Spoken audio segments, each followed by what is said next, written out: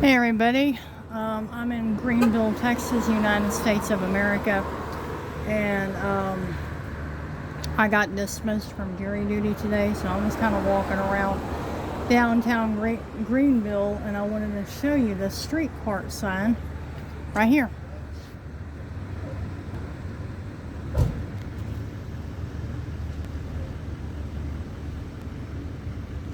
And basically what it says is mule-drawn streetcars provided Greenville's first public transportation from 1889 to 1890. In 1910, the city contracted with the Greenville Electric Street Railway Company to run electric trolleys cars in the city on October 3rd of that year.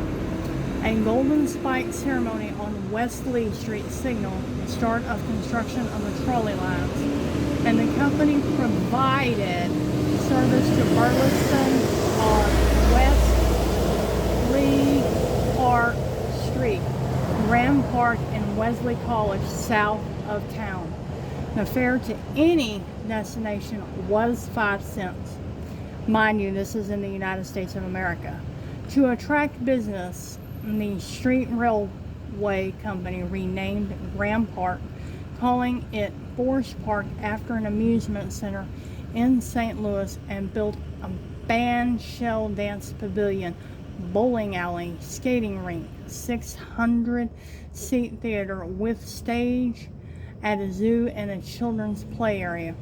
When the trolley began running in May 1911, the company held a big celebration with free barbecue at the park. Unfortunately, the nickel fares weren't enough to cover the cost of resetting track as agreed in the contract with the city, as street paving caught up with the trolley lines. The electric street railway ended in December 1918. That's kind of sad. And right now I'm in downtown Greenville.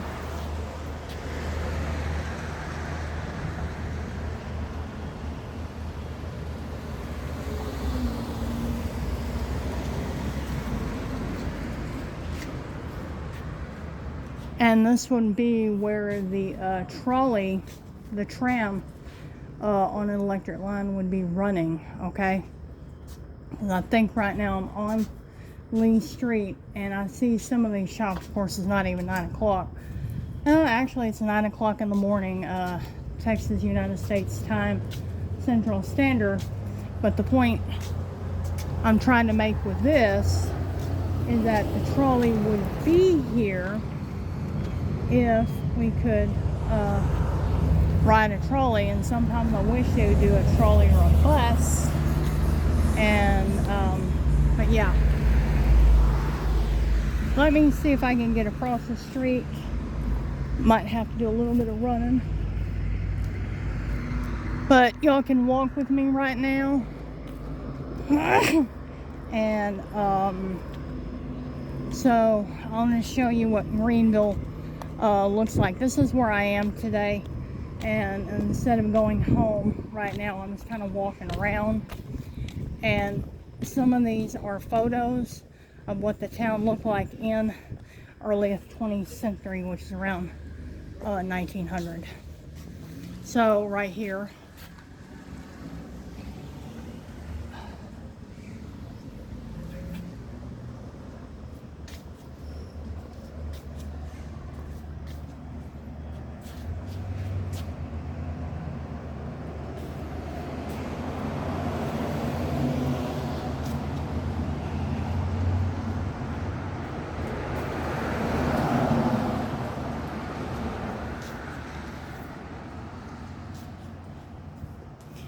Courthouse Square, west side of square, with cotton crop coming to market in the late 1800s.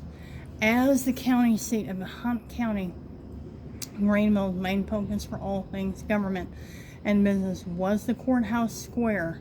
When the cotton producers brought their crop into town, they negotiated and sold to cotton agents on the muddy streets around the courthouse.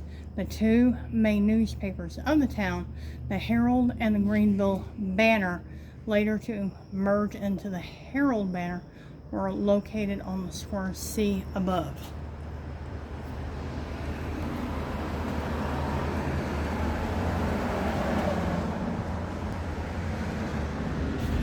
So right here, this is the courthouse square, the way it was before cars came in. You had horses, you had buggies, and this would be everything government would be the courthouse square right here on, right here at Lee Street.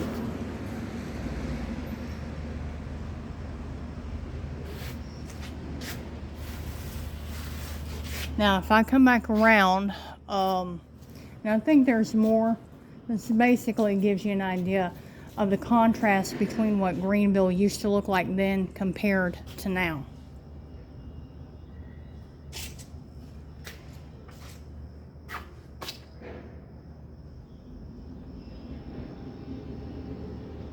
So, right now, it says Beckham's Hotel, view of new Beckham Hotel, and annexed with turret, Beckham rate card.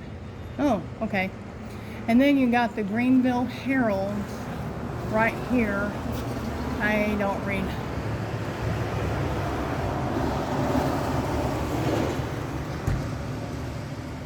And that was October 22nd, 1880.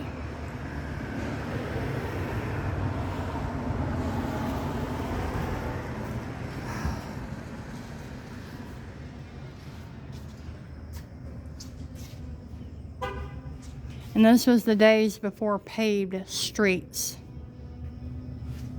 in Texas, and I think this is when the oil boom came.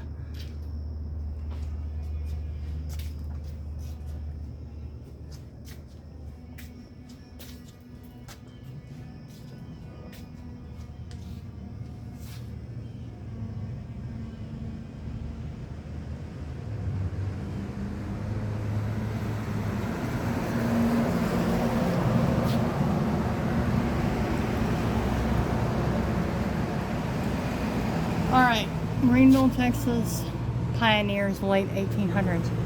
As the city grew, numerous transportation options were available. The horses and horse-drawn wagons that had crowded the muddy dirts were being replaced by horseless carriages, which is cars. After the 1880s, trains regularly transported passengers to Dallas for the day. In 1910, electric streetcars carried riders from Park Street to the City Park and on to Texas Holiness University in Peniel. Later, some city streets were paved with Bodart hardwood blocks that floated away after a hard rain, and eventually brick roads were built. Full-service filling stations, such as the one at the corner of King and Lee Street, at left, popped up, ready to fix flat tires or pump gas. The future had arrived.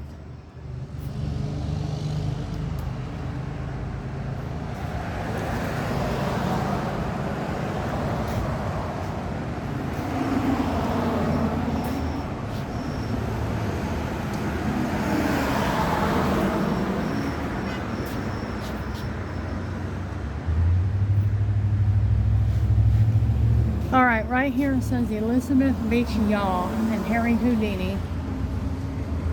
Oh, nice. Okay. The King Opera House was the center of culture in Greenville in the late 1800s and early 1900s. Most of the best-known performers of the period performed here, as the King was considered one of the finest venues in the South. Coloratura soprano Elizabeth Beach Shaw and magician escape artist Harry Houdini performed for packed houses. And if you look closely at the photo of the Opera House on the right, you can see Yaw play cards on the front and the side of the buildings. The King Opera House was built in 1895, replacing a previous opera house that was destroyed by fire.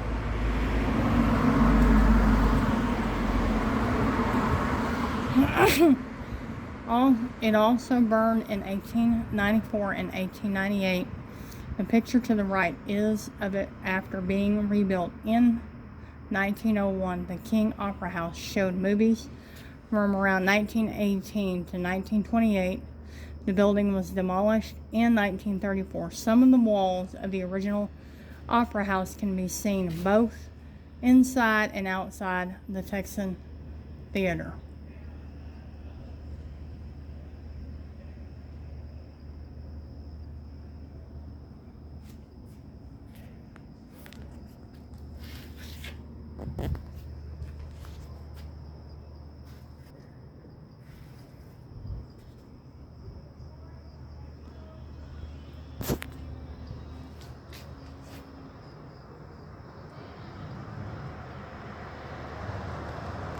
Okay, I'm just letting you see the buildings that have been here since the 1800s. So, alright, I hope you enjoy your day today. I'm Sheridan Ann Gay from Commerce, Texas, United States of America, and I'm in Greenville today. So, God bless you, and y'all have an awesome day. Bye-bye now.